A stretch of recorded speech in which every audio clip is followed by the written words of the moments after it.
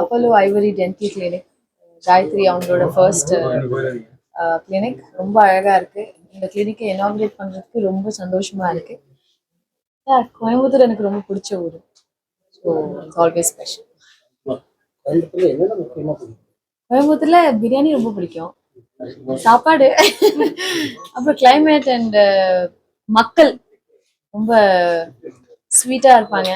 அவங்க பேசுற ஒரு விதம் ஏனுங்க ரொம்ப மரியாதையா இருக்கும். அண்ட் எல்லாமே பிடிக்கும். எல்லா மாவட்டத்திலயும் நல்லா பேசுவாங்க.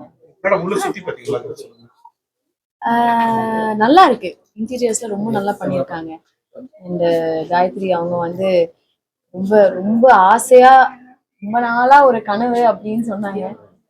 நீங்க ஏதாவது பேசுங்க. Okay, thank you so much, Chris and media, for coming all the way. So, இது வந்து என்னோட baby project அப்படின்னு சொல்லுவேன். So, I've been associated with so many corporates, big corporates in Chennai and Coimbatore. So, like after gaining 16 years of experience, அதை gain பண்ணிட்டு இப்போ I'm coming up with my own brand, Apollo Ivory Dental. So இது வந்து இப்போ இனிஷியலா என்னோட lucky ஊருன்னு சொல்லுவேன், Coimbatore. So we are going to start here. And very soon நாங்கள் வந்து இன்னும் நிறைய பிரான்ச்சஸ் வந்து நாங்கள் ஓப்பன் பண்ண போகிறோம். இட் இஸ் லைக் எங்கள் target Chennai and like Bengaluru, Hyderabad அது மாதிரி. ஸோ இன்னைக்கு என்ன ஸ்பெஷல் அப்படின்னா, ஒன்று வந்து the gorgeous actress Aishwarya is here with us. And அவங்க லைக் குத்துவிளக்கு ஏற்றி ரிப்பன் கட் பண்ணி எனக்கு இனாகிரேட் பண்ணி கொடுத்ததுல I am so happy. And the next thing is like a bit kind of emotional thing. It's my mom's birthday.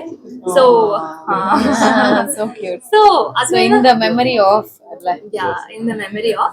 And கோயம்புத்தூர்ல இருக்கவங்களுக்கு சில பேருக்கு தெரியும், நான் லைக் பிரஸ்ட் கேன்சர் அவேர்னஸ் அம்பாசடரா இருக்கேன் இந்தியா டர்ன்ஸ் பிங்க்ல. So I lost my mom due to like breast cancer like ஒரு 4 years before. It was her dream also. So I'm very sure she's watching me above in the heaven and blessing me. Thank you so much for coming. Aishwarya, ரீசெண்டா என்ன படம் பாத்தீங்க? படம் பார்த்தனா? நீங்க பாத்தீங்க ரீசெண்டா?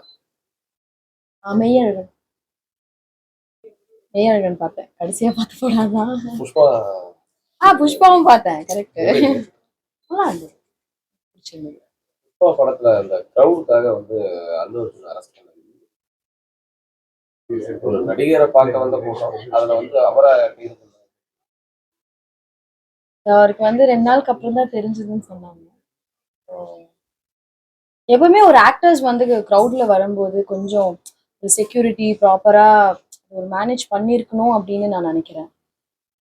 அப்புறம் இந்த மாதிரி அப்புறம் அவங்க கவர்மெண்ட் ரூல்ஸ் போட்டிருக்காங்கன்னு நினைக்கிறேன். இதுக்கப்புறம் வந்து ஏர்லி மார்னிங் ஷோஸ் எல்லாமே கேன்சல் பண்ணியிருக்காங்க.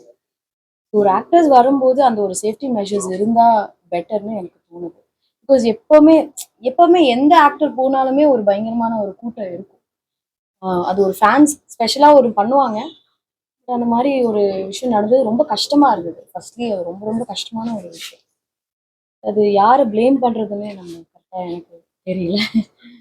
இங்க கூட நிறைய கூட்டம்லாம் வருது, நிறைய நடிகர்கள் வருது, நிறைய அந்த மாதிரி பாதிப்புகள்லாம் இருக்கு. ஆனா உயிரிழப்புகள் இல்லை, நிறைய காயங்கள்.